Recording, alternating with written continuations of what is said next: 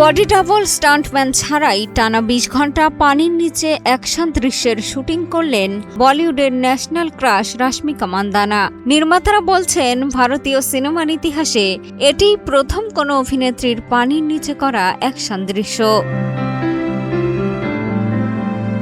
আসন্ন pan India cinema Mysaa জন্য পানির নিচে বিপজ্জনক এই অ্যাকশন দৃশ্যের শুটিং সম্পন্ন করেছেন রাশমিকা।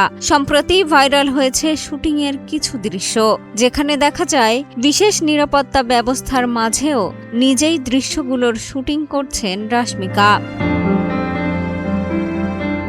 নিজের ইনস্টাগ্রাম স্টোরিতে সেই অভিজ্ঞতা ভাগ করে নিয়েছেন রাশমিকা। তার মন্তব্যেই ফুটে উঠেছে, হাসি মুখে শুটিং করলেও রবীন্দ্রপুল্লের এই সিনেমার পেছনে তাকে করতে হয়েছে কতটা পরিশ্রম। এক্সট্রিম মশার কয়েল প্ল্যান্ট ফাইবার দিয়ে তৈরি, তাই সহজে ভাঙে না, সুগন্ধিযুক্ত ও নিরবিচ্ছিন্নভাবে জ্বলে। ডেঙ্গু, চিকুনগুনিয়া বাহি সহ যে কোনো মশার বিরুদ্ধে দেয় এক্সট্রিম সুরক্ষা। আদিবাসী অধ্যুষিত অঞ্চলের গল্প নিয়ে নির্মিত এই অ্যাকশন থ্রিলারে দেখা যাবে এক ভিন্ন রাশমিকাকে।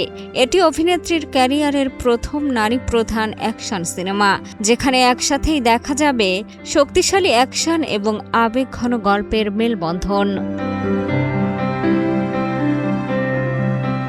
সবকিছু ঠিক থাকলে ২০২৬ সালেই প্রেক্ষাগৃহে মুক্তি পাবে বহুল প্রতীক্ষিত এই সিনেমা।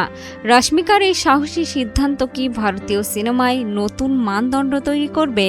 মাইসা কি হবে তার ক্যারিয়ারের সবচেয়ে বড় অ্যাকশন সিনেমা? সময় দেবে সব প্রশ্নের উত্তর। মিষ্টি খাতুন, কালের কণ্ঠ।